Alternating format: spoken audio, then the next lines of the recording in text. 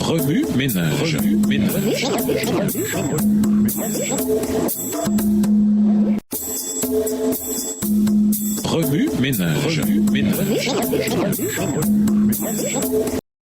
Bienvenue à votre émission Remue ménage. Nous voilà à la leçon de mercredi. Invité, de nouvelles occasions. Le propriétaire de la vigne et le vigneron sont tous les deux intéressés à la prospérité du figuier. Il en est ainsi du Père et du Fils qui aiment également le peuple élu. Le Christ fait comprendre à ses auditeurs que d'autres occasions leur seront accordées par surcroît. Toutes les ressources de l'amour de Dieu seront mises à contribution pour qu'ils deviennent des térébintes de la justice dont les fruits seront en bénédiction à l'humanité. Extrait du livre Les Paraboles de Jésus, section Laisse-le encore cette année, page 182, écrit par Ellen G. White. Jésus ne ménage pas ses efforts pour aider ses enfants à prospérer afin qu'ils puissent donner à leurs semblables ce qu'ils ont reçu de lui. Il a dit que l'évangile irait dans le monde entier pour servir de témoignage, puis viendrait la fin. Matthieu 24, verset 14. Cela signifie que l'évangile sera à la fois vécu et prêché par le peuple de Dieu. Les bénédictions de Dieu doivent être à la fois proclamées et vécues. Nous recevons pour pouvoir donner.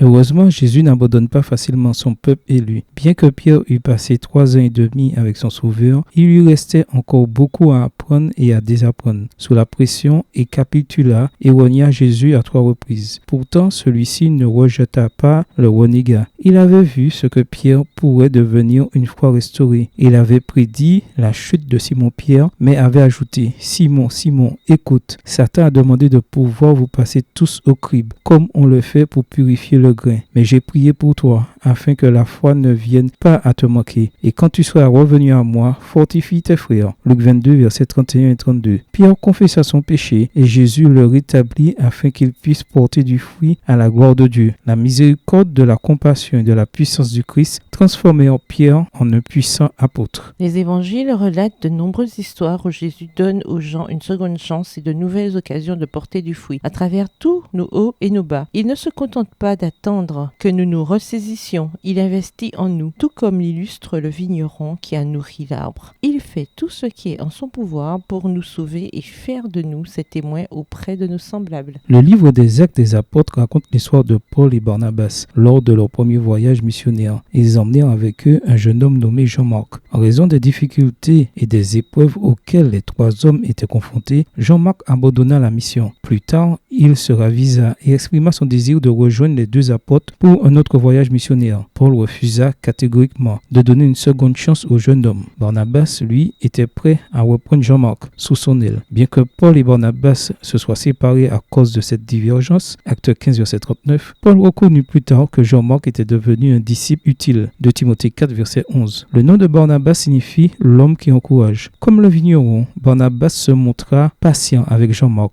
malgré son découragement et son épuisement. Grâce à l'encouragement reçu de Barnabas, Jean-Marc redevint un ouvrier utile pour Dieu. Remue ménage. Méditez de nouveau Luc 13 et versets 6 à 9. Où voyez-vous Jésus dans ce passage? De quelle manière sentez-vous que Jésus vous nourrit spirituellement afin que vous puissiez porter du fruit? Que vous dit Jésus par ce passage? En quoi voyez-vous Jésus différemment ou le voyez-vous de nouveau? Comment réagissez-vous en voyant Jésus de cette manière? Au revoir. Et à demain si Dieu veut.